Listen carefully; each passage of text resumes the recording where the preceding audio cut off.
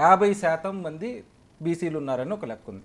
మొన్న 2023లో ఎప్పుడైతే నితీష్ కుమార్ గారు కులగణన చేపట్టారో ఆ శాతం 60%కి వెళ్ళిందని అక్కడ ఒక లెక్క ఉంది. సాదిక్ గారు చెప్పినట్టు స్టేట్స్ చేసే వాటికి వ్యాలిడిటీ లేకపోయినప్పటికీ ఓన్లీ సెంటర్ రికగ్నైజ్డ్ అంటే కాన్స్టిట్యూషనల్ బాడీగా సెన్సెస్ చేయడానికి అదే అర్హం. కాబట్టి అయినప్పటికీ 10% బీసీల శాతం 10% పెరిగింది. 60% మంది ఇప్పుడు బీసీలు ఉన్నారు బీహార్లో. అంటే దేశవ్యాప్తంగా కూడా ఇది పెరిగే అవకాశం ఉంది. ఈ లెక్కలు ఎందుకు బీజేపీ చేయడానికి సిద్ధంగా లేదు? చేయడానికి సిద్ధంగా లేదనే మాట అవాస్తవము. ఆల్రెడీ 10 సంవత్సరాలకు ఒకసారి చేస్తూ ఉంది. 2021లో చేయాలి. కానీ కుల జనగణన చెయ్యమని బీజేపీ స్పష్టంగా చెప్తుంది. కులగణన విషయంలో నిర్మమాటంగా ఉన్నది. కారణం ఒకటే, కులాల వారిగా విభజించాల్సినటువంటి అవసరం లేదన్నటువంటి భావన ఉన్నాము. విభజించి పాలించాల్సినటువంటి అవసరం భారతీయ జనతా పార్టీకి లేదు. ఒకటే సంక్షేమ పథకాలు, సంక్షేమం సంబంధించినటువంటి నిధులు అందరికీ సమానం రావాలనేటువంటి భావన ఉన్నాము. ఉపకులాల వారిగా విభజించేటువంటి ప్రయత్నం మొదటి నుంచి భారతీయ జనతా పార్టీ చేయలేదు. వీళ్ళు అంటున్నారు, ఏమని మాట్లాడారు మహేష్ గారు, రిజర్వేషన్ మైనార్టీలకు తీసేసి, మైనార్టీకి తీసి ఎవరికి ఇస్తున్నారు? ఓబీసీలకు ఇస్తున్నారు కదా. ఓబీసీలో కూడా వెనుకబడిన వాళ్ళు ఉంటారు కదా. ఈడబ్ల్యూఎస్ ఇచ్చినాం, ఈడబ్ల్యూఎస్లో ముస్లింలు ఉండరా? ఈడబ్ల్యూఎస్లో ముస్లిం ఉన్నారు, ఓబీసీలో కూడా ఉంటారు కదా.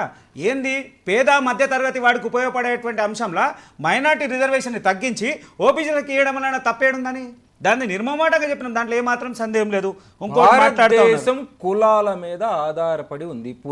భారతదేశ పునాదులు కులాల మీద ఆధారపడి ఉంది. స్పష్టంగా జాషువా గారి పద్యం చెప్పినట్టు, నువ్వు గంగలో మునిగినా నీ కులం మారదరబ్బాయి అని జాషువా గారి పద్యం ఉంటుంది.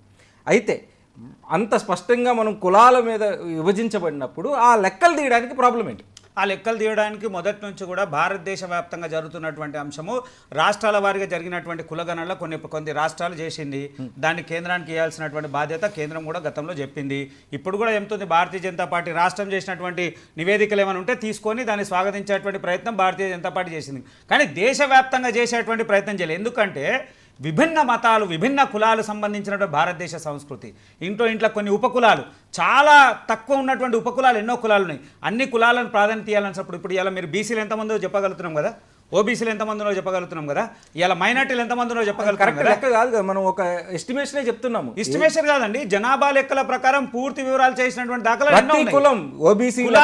కులాల వారిగా విభజించినటువంటి దాఖలాలు లేవు. ఇక్కడ మనం ఏమంటున్నాం అంటే, మళ్ళా విభజించి మనం ఎందుకు ప్రజల్ని మభ్య పెట్టాల్సిన అవసరం? ఒకరి మీద ఒకరికి ఏం చేయాలనుకుంటున్నాము?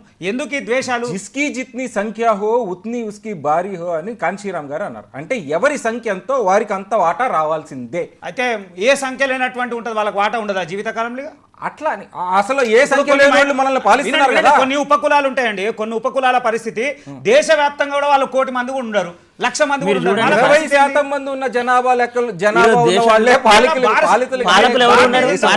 ఏ వర్గాల వాళ్ళు ఉన్నారు? దేశంలో క్రికెట్ జట్టును తీసుకుంటే ఏ వర్గాల వాళ్ళు ఉన్నారు? దేశంలో అత్యున్నతమైనటువంటి సుప్రీంకోర్టులో ఏ వర్గాల వాళ్ళు ఉన్నారు ఈ రోజు ఉన్నారు? ఈరోజు రాష్ట్ర గవర్నమెంట్ చూసుకున్న ఏ వర్గాల వాళ్ళు సంబంధించిన అంశము. సాదిక్ గారు, బీజేపీ చేస్తున్న వాదన ఏంటంటే దేశం విచ్ఛిన్నమవుతుంది కులాల వారీగా విభజిస్తే, లేదు కులాల వారీగా జనాభా లెక్కలు తీస్తే మనం దేశాన్ని విచ్ఛిన్నం చేసిన వాళ్ళం అవుతాము అని బీజేపీ అంటుంది. సాదిక్ గారు వినిపిస్తుందా? సాదిక్ గారు కూడా ఒక అంశం చెప్పారు. వారు ఏమన్నారంటే ఎందుకు చేస్తలేదు ఒక అంశం అండి క్లియర్.